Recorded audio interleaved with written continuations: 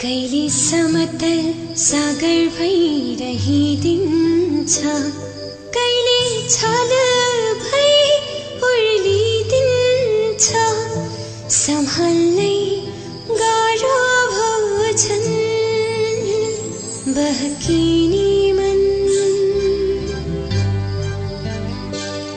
बहकिने मन,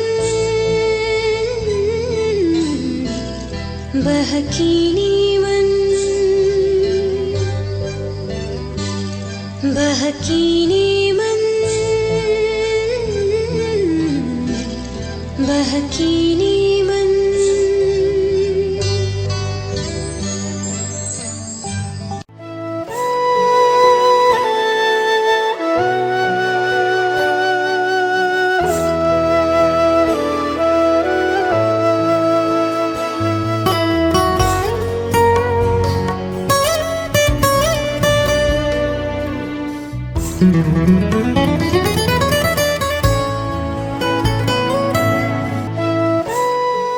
जातको कुरा गर्नै हुन्न क्रोध सुरु हुन्छ, यसले डलर कति खायो शोध सुरु हुन्छ। जातको कुरा गर्नै हुन्न क्रोध सुरु हुन्छ, यसले डलर कति खायो शोध सुरु हुन्छ। मैले मनी मान्छे हुँ यार भन्नु मात्रै पर्छ, मैले मनी मान्छे हुँ यार भन्नु मात्रै पर्छ। जातको कुरा गर्नै हुन्न क्रोध सुरु हुन्छ, यसले डलर कति खायो शोध सुरु हुन्छ। मैले मनी मान्छे हुँ यार भन्नु मात्रै पर्छ। एक्कासी सबैतिर विरोध सुरु हुन्छ, एक्कासी सबैतिर विरोध सुरु हुन्छ।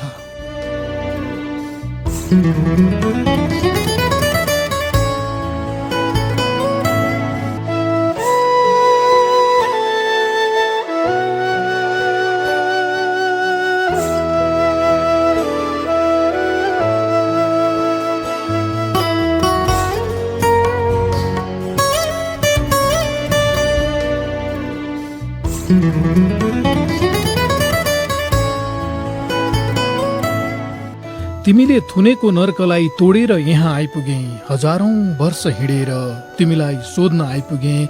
ए मन भएको मान्छे मनलाई सन्चै छ कि बिरामी, ए ज्ञान भएको मान्छे ज्ञानलाई सन्चै छ कि बिरामी। आहुतिले लेखेर बिबी अनुरागीले संगीत भरेपछि उनै बिबी अनुरागीले गाएको यो गीत म यति बेला फेरि सुनिरहेको छु, जति बेला रुकुम सोती नरसंहार भएको ठिक 1 वर्ष पूरा भएको छ। आज भन्दा ठिक 1 वर्ष अगाडि अन्तर्जातीय प्रेमले उत्पन्न गराएको परिस्थितिका कारण रुकुम सोतीमा नवराज विक, टिकाराम सुनार, गणेश बुढा, गोविन्द शाही, सन्दीप विक र लोकेन्द्र सुनारको हत्या भएको थियो। सुनियोजित रूपले हत्या गरिएको उनीहरूको शव क्रमशः केही दिनको फरकमा भेरी नदीमा भेटिएको थियो। यो 1 वर्षमा भेरी नदीमा धेरै पानी बग्यो। गिटी, बालुवा, पात पतिङ्गर बगाई लाने भेरीले मान्छे हुन नपाएका धेरै मान्छेका दुःखहरू भने बगाएर लान सकेन। यदि अरू सबै बगाउन सक्ने भेरीले मान्छेका दुःखहरू पनि बगाई लैजान्थ्यो भने आज पनि उसै गरी नवराजहरूका आमा बुवाहरूको आँखा टिलपिल भइरहनु पर्दैन थियो होला। उनीहरूका दिदी बहिनी दाजुभाइहरूले आज पनि उसै गरी यो समाजलाई साँच्चै मान्छे हुन के चाहिन्छ भन्ने कठोर प्रश्न त्यसर नै पर्दैन थियो होला। ए मन भएको मान्छे मनलाई सन्चै छ कि बिरामी। यदि सन्चै छ भने त्यो मन पक्कै पनि सोच्ला त्यसले कि मान्छेमा भेदभाव गर्ने वर्षौं पुरानो यो जात व्यवस्था बिल्कुल गलत छ। प्रेम गर्न पनि जातको सर्टिफिकेट पेश गर्नुपर्ने यो प्रदूषित चेतना 100% वाहियात छ। मान्छे हुनका लागि मान्छे हुनु नै पर्याप्त छ भन्ने सत्य स्वीकार्न अझै कति समय लाग्ने हो तिमीलाई।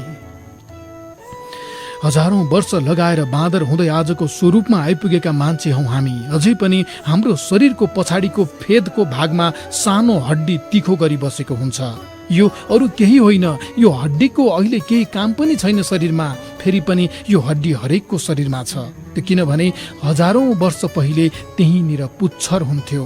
जब आजको मान्छे बन्ने क्रममा विकसित हुँदै आयौं तब त्यो पुच्छर क्रमशः लोप हुँदै अहिले सानो हड्डी मात्रै बाँकी रहेको छ। आजको आधुनिक मान्छे हुने यात्रामा हाम्रो पुच्छर लोप भएर गए जस्तै निकै पछि मात्रै मान्छेले नै चलाएको जातको चलन चाहिँ अझै किन लोप हुन सकेन? अझै किन यसैलाई अङ्गालो हालिरहेछौ तिमी? प्रकृतिले नै मान्छे बनाएर जन्माएको मलाई मान्छे हुन नदिने अधिकार कसले दियो तिमीलाई? आफूलाई झन विकसित झन सभ्य बनाउँदै ल्याएको यो यात्रामा जात व्यवस्था भन्ने यस्तो चिज गढेर बसिदियो हाम्रो समाजमा, जसले चप्पल छेडेर पैतालामा ग्वाम्मै रोपिने मैदालको काँडा जसरी वर्षौंदेखि रोपिन छाडेन हाम्रो जीवनमा। जात त मान्छेले बनाएको न हो, अनि मान्छेले बनाएको यो जात मान्छेले नै हटाउन नसक्ने भन्ने के छ र त्यस्तो? मलाई यो प्रश्नको जवाफ देऊ त मन भएको मान्छे। तिम्रो जस्तै शरीर छ मेरो, नाक मुख आँखा कान हात जहाँ जे हुनुपर्ने हो त्यही छ। फेरि पनि किन मलाई मान्छे मान्न तयार छैनौ तिमी? किन लगातार म बराबरको मान्छे नै हैनस् त भनिरहेछौ तिमी?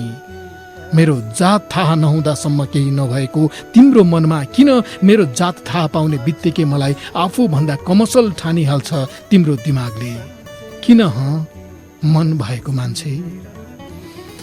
यो दुःख अझै कति सहनु पर्ने हो, अझै कति दुखाइमै रहनु पर्ने हो। यो दुःख अझै कति सहनु पर्ने हो, अझै कति दुखाइमै रहनु पर्ने हो। जात व्यवस्थाको उत्पीडन जुगौं भइसक्यो। यो हटाउन कसलाई कहनु पर्ने हो?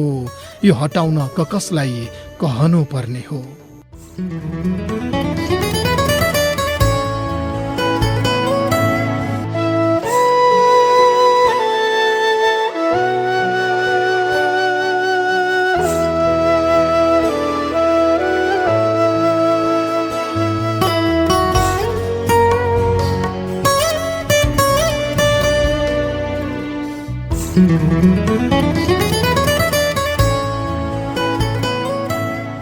ए मन भएको मान्छे, के थाहा छ तिमीलाई यो जात भन्ने चिज कसरी भयो सुरुवात?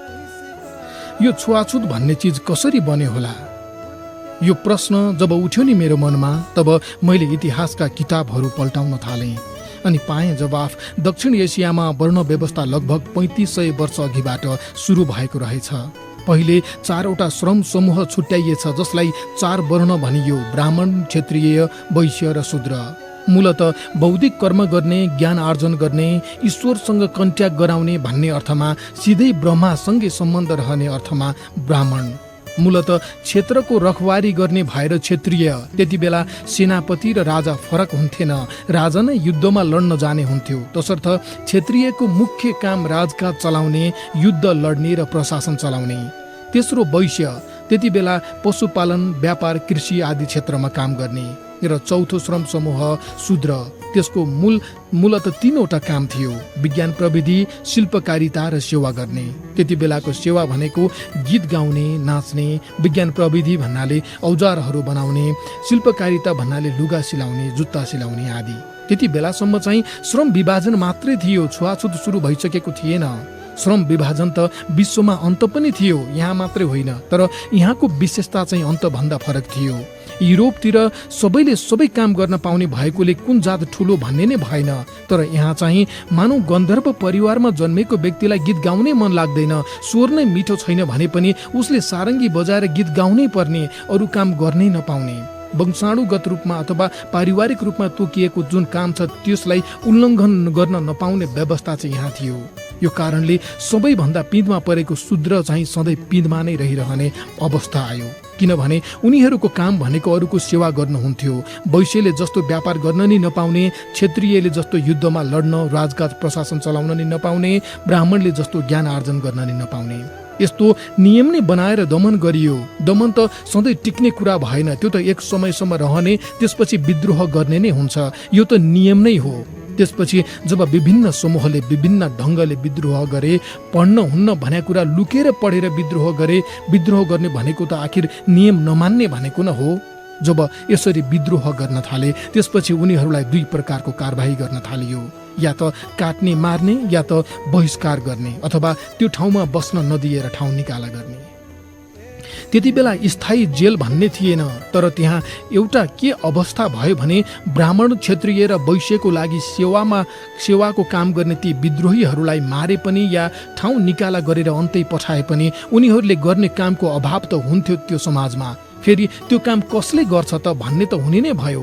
त्यसो हुँदा उनीहरूलाई आम मानिसहरूले भोग्ने सुविधा भोग्न नदिने निदो गरियो। मार्ने पनि होइन, अर्कै ठाउँमा बहिष्करण गरेर पठाउने पनि होइन। त्यो भनेको के त भन्दा अरू मानिसहरू बस्ने ठाउँभन्दा अलि परको ठाउँमा, अलि केही परको ठाउँमा बस्नुपर्ने, अरूले जति राम्रो ठाउँको पानी खान्छन् त्यो ठाउँको पानी उसले खान नपाउने, अरूले जे लुगा लगाउँछन् उसले त्यो लुगा लगाउन नपाउने, अरूका महिलाले छाती छोपेर हिँड्छन् भने उनीहरूका महिलाले छाती छोपेर हिँड्न नपाउने, इत्यादि इत्यादि। त्यसरी कारबाहीमा परेकाहरूबाट अर्को वर्ण नै जन्मियो। त्यसलाई विष्णु पुराण जस्ता शास्त्रहरूमा पञ्चम वर्ण पनि भनिएको छ। लगातारको अभ्यासले त्यो पञ्चम वर्णले के गर्न नपाउने भन्ने चाहिँ नियम नै बन्यो। त्यसरी आएर आजभन्दा 2200 वर्ष अगाडि मनु ऋषिले मनुस्मृति भन्ने ग्रन्थ लेख्ने बेलासम्म आइपुग्दा विभिन्न नियमहरू बनाइए। राज्यको ऋण तिर्न नसकेर आफूलाई दास स्वीकार गर्नेहरूलाई पनि त्यही पञ्चम वर्णमा हालिए। राज्यबाट विभिन्न दण्ड पाएकाहरूलाई पनि त्यसमा हालिए। अन्तर्जातीय बिहे गर्नेहरूलाई पनि त्यहाँ हालियो। त्यो पञ्चम वर्णमा हुने भनेको चाहिँ दण्डित गरिएका मान्छेहरू हुने भन्ने भयो। कठिन कामहरू जति उनीहरूकै भागमा पारियो। त्यसरी उनीहरूलाई मान्छे नै असम्मानित बनाइयो। मान्छे नै असम्मानित भएपछि उनीहरूले गर्ने काम पनि स्वतः असम्मानित हुने नै भइहाल्यो। त्यो मान्छेले अर्को काम गर्न नपाउने भएपछि त्यो काम नै अपमानको विषय बन्न पुग्यो। यसरी अपमानित जीवन बाँच्ने लगातारको अभ्यासपछि त्यसमाथि छुवाछुत भेदभाव थोपरिँदै आयो। आज दक्षिण एसियामा दलित भनेर चिनिने जात समूहहरू त्यहीबाट विकसित भएका हुन्। सबै शूद्र दलित होइनन्। शूद्रभित्रका बहिष्करणमा परेका जातहरूको समूह आजसम्म आइपुग्दा दलितको रूपमा चिनिने अवस्था बनेको हो। ए मन भएको मान्छे, मनलाई सन्चै छ कि बिरामी? मैले यति सुनाएपछि अब त बुझ्यो होला नि कसरी हाम्रो समाजमा छुवाछुत भेदभावको सुरुवात भएको रहेछ भनेर। यति बुझेपछि त पक्कै पनि यो गलत रहेछ भन्ने पर्यो होला नि तिम्रो मनमा। यदि सन्चै छ भने तिम्रो मनलाई अब त यो गलत कुराको विरोध गर्न तयार हुन्छ होला नि तिम्रो मन। यदि अझै तयार छैन भने तिम्रो मन पख, तिमीलाई म आहुतिले लेखेको एउटा कविता सुनाउँछु। गहुँगोरो अफ्रिका शीर्षकको कविता। कविता यस्तो छ। मेरो रातो रगत, मानिसको पवित्र रातो रगत, नीलो पसिनाको बुँद बनेर जब झर्दछ तिमी आफ्ना नरम अञ्जुलीहरूमा आली लगाएर थाप्दछौ। जब म त्यो श्रमको सुवासयुक्त पसिना सुँघ्न खोज्छु तिमी मेरो अपमान गर्छौ र मलाई टाढा राख्छौ। आँखा जुधाउने आँट गर पुजारी, म 20औं शताब्दीको अछुत हुँ। यो गोल भूगोलको एउटा गहुँगोरो अफ्रिका हुँ। म न्याय चाहन्छु, म मुक्ति चाहन्छु। तिम्रो मन्दिरको मूर्तिमा मेरो आरणको गन्ध आउँछ। ओदानी माथिको कराहीमा मेरो पसिनाको गन्ध आउँछ। आँखा जुधाउने आँट गर धर्माती मान्छे, कि मेरो अस्तित्वलाई भुङ्ग्रोमा पोल र धर्म धान्ने आँट गर, कि मेरो अपमान गर्ने शास्त्रका पानाहरूलाई च्यात्ने या जलाउने साहस गर। म तिम्रो मन्दिरको देवता बनाउने कामी हुँ। यो गोल भूगोलको एउटा गहुँगोरो अफ्रिका हुँ। तिम्रो बस्तीको सफा भुइँलाई सुँघ, बस्तीको हर चोक्टामा मेरो रगतको गन्ध आउँछ। आँखा जुधाउने आँट गर सफा मान्छे, कि मेरो रक्त नलीहरूमा पानी भर, कि आफ्नो दिमागको फोहोर सफा गर। म तिम्रो बस्तीको फोहोर सोहोर्ने च्यामे हुँ। यो गोल भूगोलको एउटा गहुँगोरो अफ्रिका हुँ। तिम्रो मनका मनोरञ्जित ग्रन्थीहरूलाई च्यात, त्यहाँ मेरो सङ्गीतको मधुर सरसराहट सुनिन्छ। आँखा जुधाउने आँट गर चेतना युक्त मान्छे, कि मलाई जनावरसँग बाँध र घाँस खुवाउने आँट गर, कि तिमी आफूलाई जनावर भन्दा फरक पार्ने साहस गर। म सारङ्गी रेट्ने, मादल ठोक्ने, गाइने हुँ, वादी हुँ। यो गोल भूगोलको एउटा गहुँगोरो अफ्रिका हुँ। माटोमा धस्सिएको मेरो जीवनलाई छाम, त्यहाँ मेरो आँसुको आहाल भेटिन्छ। आँखा जुधाउने आँट गर अघाएको मान्छे, कि तिमी कि तिम्रो गाँसमा मेरो आँसुको गन्ध छैन भन्ने आँट गर, कि मेरो दलित जीवनको सम्मान गर्ने साहस गर। म तिम्रो गोरुसँगै माटोमा पौडिने मुसहर हली हुँ, यो गोल भूगोलको एउटा गहुँगोरो अफ्रिका हुँ। तिम्रो पैतालाको जुत्तादेखि शिरको टोपीसम्म, तिम्रो दृष्टिको दूर क्षितिजदेखि मुटुको स्पन्दनसम्म म कहाँ छैन, म सर्वत्र छु। मलाई तिमी कसरी अछुत बनाउन सक्छौ छुत मान्छे? कि इतिहासको कठघरामा उभिने आँट गर, कि आफूलाई बदल्ने साहस गर, आँखा जुधाउने आँट गर पुजारी। म 20औं शताब्दीको अछुत हुँ, यो गोल भूगोलको एउटा गहुँगोरो अफ्रिका हुँ। म अपमानित इतिहासको हिसाब चाहन्छु, म कुनै पनि मूल्यमा मुक्ति चाहन्छु, म कुनै पनि मूल्यमा मुक्ति चाहन्छु। यति हो कविता आहुतिले लेखेको। यति सुनाइसकेपछि अब फेरि सोध्न चाहन्छु तिमीलाई, ए मन भएको मान्छे, मनलाई सन्चै छ कि बिरामी? अझै भने तिमीलाई असजिलो होला फेरि, बिसन्चो त्यो मन थिलथिलो होला फेरि। अझै भने तिमीलाई असजिलो होला फेरि, बिसन्चो त्यो मन थिलथिलो होला फेरि। भन्नुपर्ने जति भने के गर्छौ त साथी अब, जे गर्ने हो छिट्टो गर्नु ढिलो होला फेरि, जे गर्ने हो छिट्टै गर्नु ढिलो होला फेरि।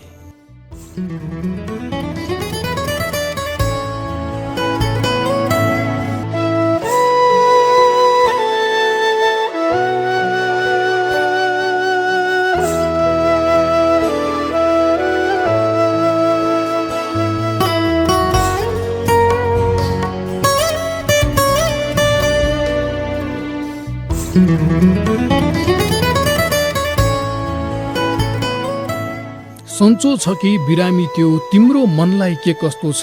अझै विभेद नहटाउने आफ्नोपनलाई के कस्तो छ? मान्छे हुनै नपाएर मेरो पुस्तौं पुस्ता मरे, सधैँ मान्छे हुँदै आएको त्यो जीवनलाई के कस्तो छ?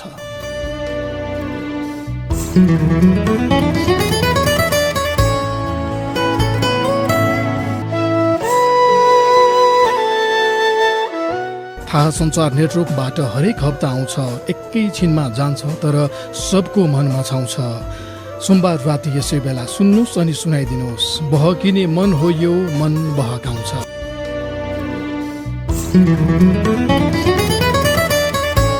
प्रेमलाई केही कुराले प्रभाव पार्दैन भन्ने भनाइलाई खारेज गर्दै समाजमा स्थापित विभिन्न मूल्य मान्यताहरूको चेपुवामा प्रेम पर्छ भनेर लगातार ओकालत गर्दै आइरहेको एउटा रेडियो कार्यक्रम बहकिने मन।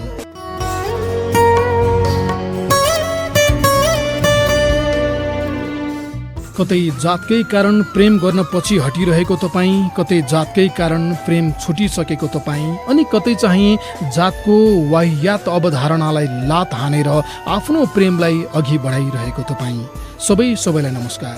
म महावीर विश्वकर्मा।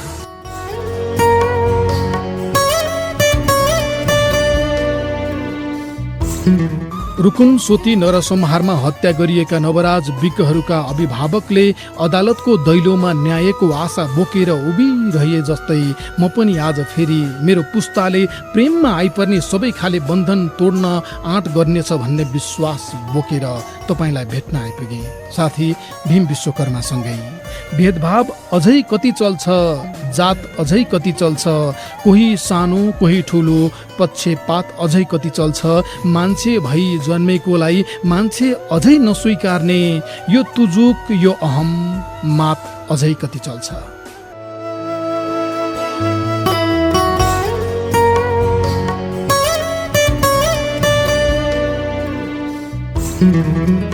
नमस्कार, स्वागत छ तपाईँलाई कार्यक्रम बहकिने मनमा। थाहा सञ्चार नेटवर्क काठमाडौँबाट प्रसारण हुने कार्यक्रम बहकिने मन देशभरिका 140 भन्दा धेरै रेडियोहरूबाट एकैसाथ प्रसारण भइरहेको छ। बहकिने मनको फेसबुक पेजमा पनि प्रत्यक्ष प्रसारण भइरहेको छ। बहकिने मन नामको युट्युब च्यानलमा पनि केही बेरपछि हामी यो कार्यक्रम राख्छौँ। म छु महावीर विश्वकर्मा, प्रविधिमा भीम विश्वकर्मा हुनुहुन्छ। अन्तर्जातीय प्रेमले उत्पन्न गराएको परिस्थितिका कारण रुकुम सोती नरसंहारमा नवराज विकसहित 6 जनाको हत्या भएको आज 1 वर्ष पुगेको छ। नेपाली समाजमा धेरैको प्रेम जातका कारण छुट्ने गरेको छ। दलित गैर दलित बीचको प्रेमको मात्रै कुरा होइन, ब्राह्मण र क्षेत्री बीचको पनि, ब्राह्मण क्षेत्री र जनजाति बीचको पनि। जातका कारण प्रेम छुट्नु निकै नै गलत कुरा हो, तर कतिपयले अझै पनि त्यस्तो गलत कुसंस्कारलाई भत्काएर अन्तर्जातीय प्रेम अघि बढाउने आँट गर्न सकिरहेका छैनन्। अन्तर्जातीय प्रेम अथवा विवाहलाई सहजै स्वीकार्ने समाज बनाउनका लागि के गर्नुपर्छ होला? आज हामी यो विषयमा कुरा गर्न खोजिरहेका छौँ। केही विचारहरू म कमेन्टबाट लिन्छु। दिउँसो यो प्रश्न फेसबुक पेजमा राखेको थिएँ। अन्तिममा आफ्नो पनि केही विचार राख्छु। फोनमा आउनेको लागि चाहिँ साथीहरूले, महिला साथीहरूले 01 42 68 803 नम्बर डायल गरेर आउनुपर्ने हुन्छ। पुरुष साथीहरूले 01 42 67 279 नम्बर डायल गरेर आउनुपर्ने हुन्छ। यौनिक तथा लैङ्गिक अल्पसङ्ख्यक समुदायका साथीहरू यी 2 नम्बर मध्ये जुन नम्बर डायल गरेर आउनु भए पनि हुन्छ। फोनमा कोही साथी आउनु भएको छ, तर म पहिले साताको 6 मुक्तक अन्तर्गतको 3वटा मुक्तक पढिहाल्छु। उद्योग तामाङ साकेला 5 खोटाङका साथीको मुक्तक पहिलो नम्बरमा।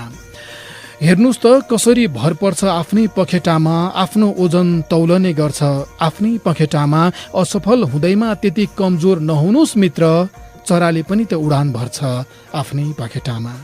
दोस्रो मुक्तक नरेन्द्र सिंह बोहरा, महाकाली 8 दार्चुला, हाल काठमाडौँ नयाँ बानेश्वर। कति बगे कति आँसुका भेल, चिन्तामा छु बिग्रेपछि सम्बन्धको तालमेल, चिन्तामा छु म मरेपछि मात्र खुसी हुन्छु भन्थ्यौ तिमी त, दुःख पाउने भयौ म नमरुन्जेल, चिन्तामा छु। तेस्रो मुक्तक रोशन खड्का, दारमा 5 सल्यान, हाल दोहा कतार। गरेर अब अन्तिम निर्णय कसरी भुल्न सक्छु, निचोरी छेउ मजैले हृदय कसरी भुल्न सक्छु, ठुला ठुला सपना देखाई अहिले भुल भन्छौ, तिमीले भुल भनेकै समय कसरी भुल्न सक्छु, तिमीले भुल भनेकै समय कसरी भुल्न सक्छु। अब चाहिँ फोनमा आउनुभएको साथीसँग म कुरा गर्छु। सबिना साउद बैतडीबाट हुनुहुन्छ। सबिनाजी, बहकिनी मनमा तपाईँलाई स्वागत छ। हजुर दाइ, थ्याङ्क यू, नमस्कार। नमस्ते सबिनाजी, अलि धेरै बेर कुराएँ तपाईँलाई, तपाईँको मुक्तक सुनौ अब। हुन्छ, म सुरु गर्छु। कसरी दिन गइरहेछ सोच्नै बिर्सिएछु, किन न्यास्रो लागिरहेछ सोच्नै बिर्सिएछु, जता गई जे गरे भविष्यकी बारे सोचिरहे, कसरी दिन गइरहेछ सोच्नै बिर्सिएछु, किन न्यास्रो लागिरहेछ सोच्नै बिर्सिएछु, जता गई जे गरी भविष्यकी बारे सोचिरहे, वर्तमानमा के भइरहेछ सोच्नै बिर्सिएछु, वर्तमानमा के भइरहेछ सोच्नै बिर्सिएछु। सोचाइ हुनुपर्छ मनमा छलफल हुनुपर्छ, सोचाइ हुनुपर्छ मनमा छलफल हुनुपर्छ, भविष्य मात्रै होइन वर्तमान पल पल हुनुपर्छ, सोचाइ हुनुपर्छ मनमा छलफल हुनुपर्छ, भविष्यसँगै वर्तमानमा पल पल हुनुपर्छ, नत्र त डामाडोल भइहाल्छ जिन्दगीमा, नत्र त डामाडोल भइहाल्छ जिन्दगीमा, व्यक्तिगत निर्णयहरूको दखल हुनुपर्छ, व्यक्तिगत निर्णयहरूको दखल हुनुपर्छ। नमस्कार, छुट्टिन्छौँ। म आजको विषयमा केही विचारहरू पढ्न चाहन्छु। यतिखेर फेसबुकमा धेरै विचारहरू चाहिँ त्यही छन्। केही विचार चाहिँ यहाँ कि आजको विषय मैले अघि पनि भने कि अन्तर्जातीय प्रेम अथवा विवाहलाई सहजै स्वीकार्ने समाज बनाउनको लागि के गर्नुपर्छ होला भन्ने विषयमा रोमिका तामाङ स्याङ्बोले लेख्नु भएको छ। सबैले जातीय विभेद हटाउनुपर्छ भन्छन् अनि उनीहरू नै जातलाई लिएर कुरा उठाउँछन्। जे कुरा पनि सुरुवात आफूबाट गरौँ, त्यसपछि बिस्तारै परिवार अनि समाजले अवलम्बन गर्छन्। गणेश लामिछाने लेख्नुहुन्छ, पहिलो कुरा भनेको जातीय व्यवस्थाको अन्त्य गरी सचेत विभेद रहित समाजको निर्माण गर्नु हो। अप्सरा राणाले लेख्नु भएको छ, मलाई लाग्छ आफूलाई जान्ने बुझ्ने भन्ने रुचाउने मानिस नै अन्तर्जातीय विवाह गर्न आत्मीय रूपमा तयार छैनन्। भोलि आइपर्ने जोखिम लिन या त्यसलाई समाधान खोज्नु तयार छैन। त्यसैले अरूको जोडीलाई उदाहरण दिएर समाज परिवर्तन गर्नु खोज्नुभन्दा पनि आफूबाट नै सुरु गर्नुपर्छ जस्तो लाग्छ। कमल धितालले लेख्नु भएको छ, समाजमा भएका कुप्रथा र कुरीतिको अन्त्य गर्नुपर्छ, जातीय भेदभाव गर्नुहुन्न भनेर जनचेतना फैलाउनुपर्छ। अनिल साउदले लेख्नु भएको छ, आफ्ना आफ्ना अनुभव होलान्, तर म चाहिँ के भन्छु भने समाजले अन्तर्जातीय बिहे त्यो बेला स्वीकार्ने छ जुन बेला केटाकेटी दुवैजना र घर परिवार आफूमै आत्मनिर्भर हुनेछन्। निर्मला पुनले लेख्नु भएको छ, यो सम्भव नै छैन। जातीय विभेद कहिले नै सकिँदैन सायद, किनकि यो जातीय विभेद अनएजुकेटेड पर्सनहरूले भन्दा नि धेरै पढेकै एजुकेटेड पर्सनले मान्ने गर्छन्। जनक धामीले लेख्नु भएको छ। अब हामी युवाले नै समाजमा सोही विभेदको बारेमा पाठ पढाउनु पर्छ जस्तो लाग्छ मलाई। ईश्वर ढकालले लेख्नु भएको छ, अलि टन्न पैसा कमाउने केटो रहेछ भने जस्तो भए नि स्वीकार्छन्, अनि पहिले नस्वीकारेको भए पनि पैसा कमाएपछि स्वीकार्छन्। यो मजाक होइन, धेरै यथार्थ देखेको छु। अविरल सिंह बस्नेतले लेख्नु भएको छ, जबसम्म मान्छे बीचको विभेद अन्त्य हुँदैन तबसम्म मुलुकले सभ्य समाज निर्माण गर्न सक्दैन। सभ्य र समुन्नत समाज निर्माणका लागि नेपाली समाजमा अहिले पनि सामाजिक कलङ्कका रूपमा जीवित जरा गाडेर बसेको मान्छे बीचको जातीय विभेद र छुवाछुत प्रथाको अन्त्य गर्न जरुरी छ। फोनमा आउने साथीसँग अब म कुरा गर्छु। रोल्पाबाट सफल बुढा मगर हुनुहुन्छ। सफलजी, बहकिने मनमा स्वागत छ। सर नमस्कार। हजुर नमस्ते सफलजी, तपाईँलाई पनि अलि धेरै बेर कुरा आएँ मैले। मुक्तक सुनाउनुहोस् तपाईँको पनि। ल हुन्छ सर, सुरु गरेँ है सर। हुन्छ सफलजी। म माथि तिम्रो कुनै पनि अधिकार छैन, म माथि तिम्रो कुनै पनि अधिकार छैन। कति छैन यही समाजलाई स्वीकार छैन, कति छैन यही समाजलाई स्वीकार छैन। पुरिएका छैनन् असमान खाडलहरू, अरे पुरिएका छैनन् असमान खाडलहरू। मान्छेमा अझै विवेकका निखार छैन, म माथि तिम्रो कुनै अधिकार छैन, कति छैन यही समाजलाई स्वीकार छैन। सर यति हो सर। अलि त अधिकार हुनुपर्छ भन्छन्, अलि त अधिकार हुनुपर्छ भन्छन्, जीवन अघि बढाउने आधार हुनुपर्छ भन्छन्। अलि त अधिकार हुनुपर्छ भन्छन्, जीवन अघि बढाउने आधार हुनुपर्छ भन्छन्। एक अर्काको भरमै त अघि बढ्छ पाइलाहरू, एक अर्काको भरमै त अघि बढ्छ पाइलाहरू। मनको मान्छेको मनमै बस्ने व्यवहार हुनुपर्छ भन्छन्, मनको मान्छेको मनमै बस्ने व्यवहार हुनुपर्छ भन्छन्। नमस्कार, छुट्टिन्छौँ है। हस्, कमला बोहरा दार्चुलाबाट हुनुहुन्छ, उहाँ अन्तिम साथी है भीमजी आज। कमलाजी, बहकिनी मनमा तपाईँलाई स्वागत छ। धन्यवाद दाइ, नमस्ते। नमस्ते कमलाजी, तपाईँको पनि मुक्तक सुनौँ अब। हुन्छ, प्रयास गर्छु। तिम्रो जीवनको हरेक पलमा खास भएर आउनेछौँ, कतै तिमी अँध्यारोमा भए प्रकाश भएर आउनेछौँ।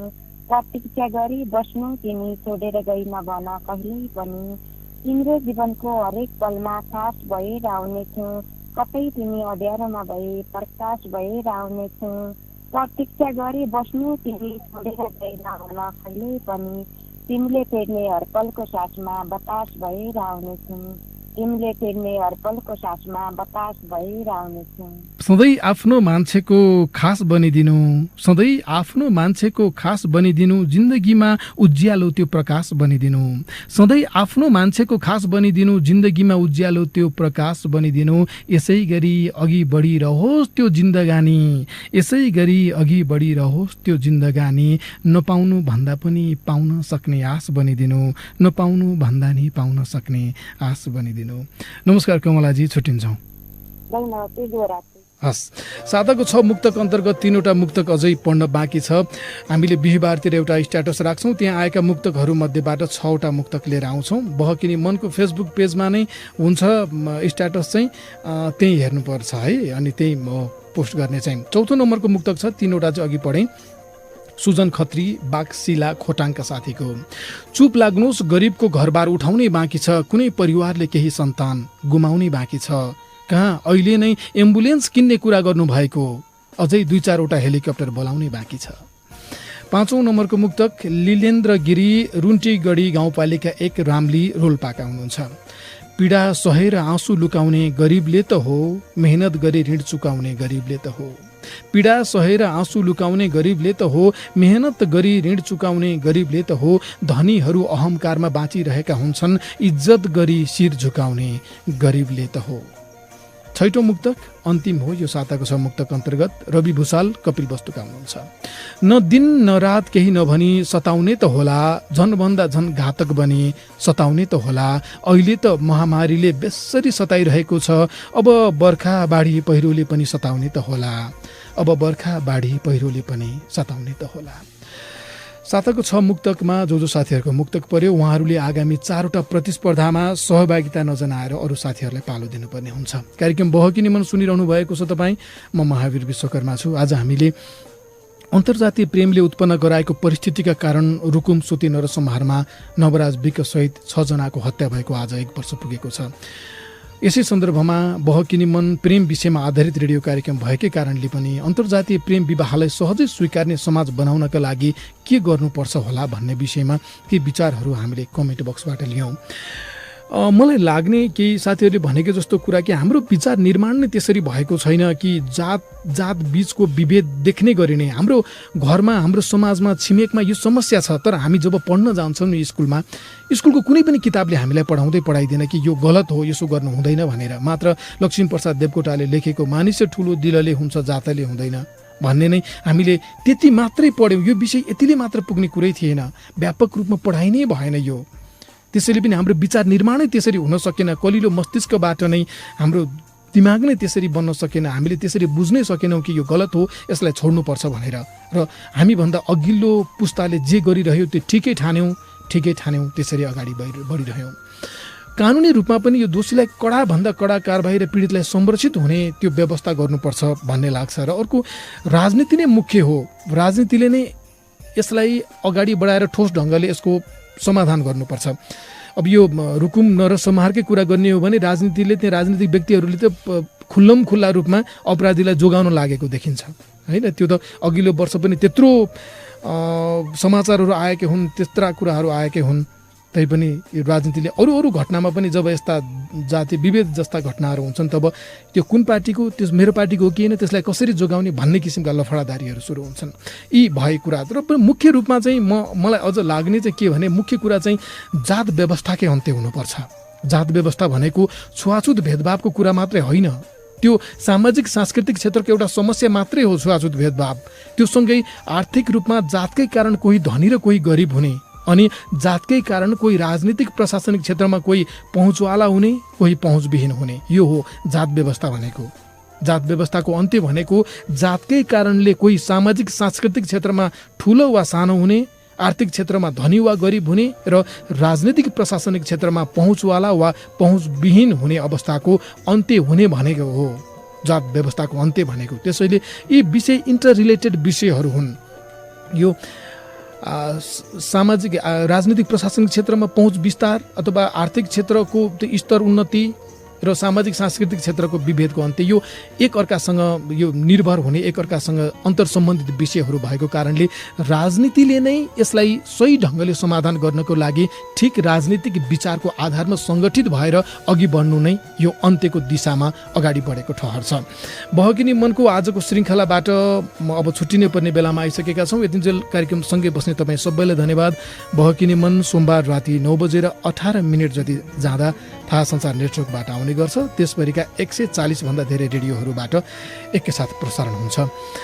अन्तिममा म महावीर विश्वकर्मा एउटा मुक्तक राख्दै र अन्तिममा सुरुवातमा बजाएको त्यो गीत आहुतिले लेखेर बिबी अनुरागीले सङ्गीत भरेर बिबी अनुरागीले नै गाउनु भएको तिमीले थुनेको नर्कलाई भन्ने गीत अन्तिममा पनि म राख्दै म महावीर विश्वकर्मा ओजेल पर्छु र मुक्तक सुनाउँछु। अब हामी सबै थरी अघि बढ्नुपर्छ, अस्ताउनै लाग्या धरी अघि बढ्नुपर्छ। भेदभाव मात्रै होइन, यो त जात व्यवस्था हो, व्यवस्था नै फेर्ने गरी अघि बढ्नुपर्छ। प्राविधिक साथी भीम विश्वकर्मालाई धन्यवाद। म महावीर विश्वकर्मा पनि अर्को श्रृङ्खलासम्मको लागि ओझेल पर्छु। हस्, जान्छु, अर्को हप्ता आउँछु नि। नमस्कार।